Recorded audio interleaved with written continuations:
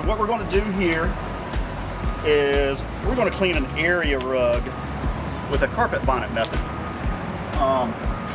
Just recently got in some beige carpet pads that I'm going to use.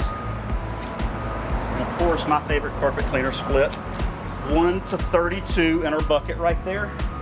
And we want to submerge our pad, which I've already done, and I've already kind of let drip dry. We don't want it sopping wet, but we do want it wet enough to be able to glide over this carpet here.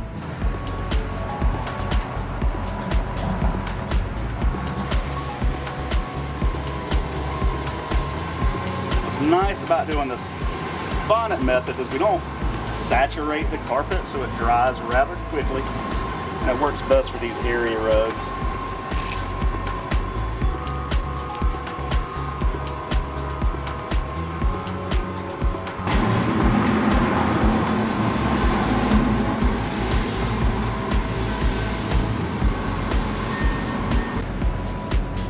You're going to pick up any residual, kind of fluff up these fibers a little bit, help expedite the drying process.